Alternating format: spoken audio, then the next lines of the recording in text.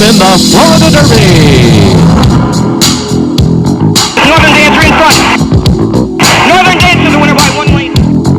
This spectacular bid opening up the lead and drawing away. As they move down to the wire, spectacular bid goes away by 5. It's Swale. Swale's going to be the winner. Unbridled takes the clear lead. Get it going away. Nyquist has moved away. Nyquist is in the lead. He won the Florida Derby. Charge it by as much as he wants while never out of second gear. It's simplification. It's simplification. The sun shines bright on Classic Causeway. The holy pole goes to White Abarrio with authority. With authority. And White Abarrio wins the Florida Derby.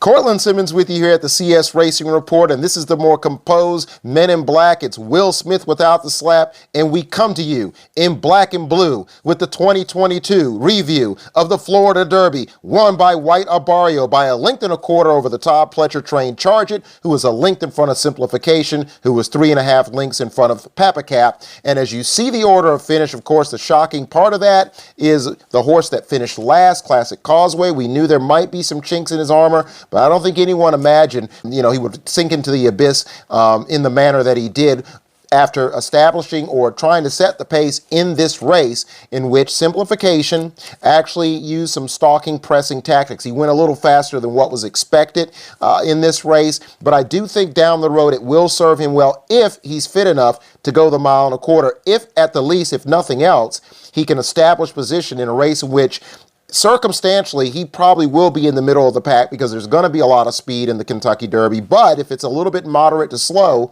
he can tactically position himself to be in that first flight, and then we'll see if he's got the stamina to get the trip. He's a son of Not this time, making him a half-brother to Epicenter. So he ran a good race in here. My description of him, he pressed, he led. He then, of course, ran on. He made his move on the turn.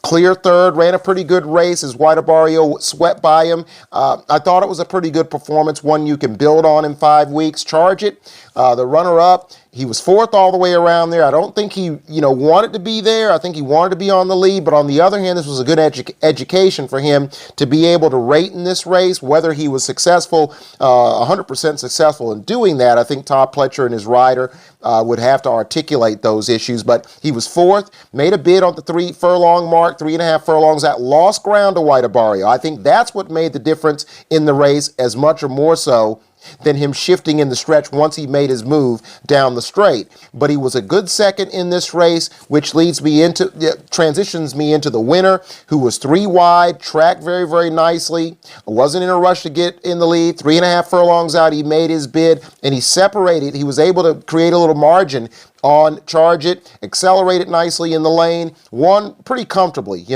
repelled the bid of the second and the third place horses. Well, he actually repelled the bid of Charge It after Simplification was passed. 150.64 after fractions of 23.67, 23 and 3, 47 and 1/5 or 47.24 digital for the half mile. So it was a brisk pace, legitimate pace. They didn't come down the lane in flying colors, but it is something to build on for the Kentucky Derby. Where does that put White Abarrio along with the second and the third? I think White Abarrio's definitely put himself, if he wasn't already in the top 5, in that top tier of horses.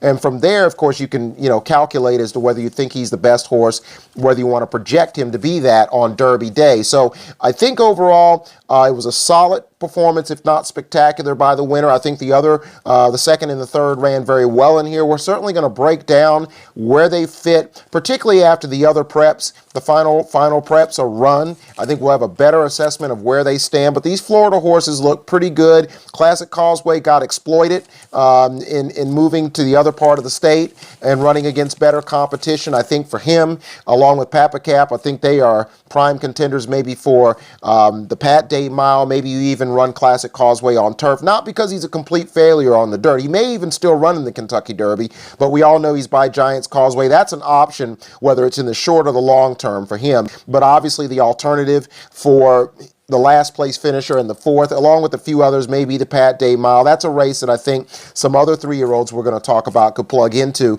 Meantime, once again, White Barrio, your winner of the 2022 Florida Derby by a length and a quarter in 150.64 for trainer Saffie Joseph Jr. Tyler Gaffalione in the irons.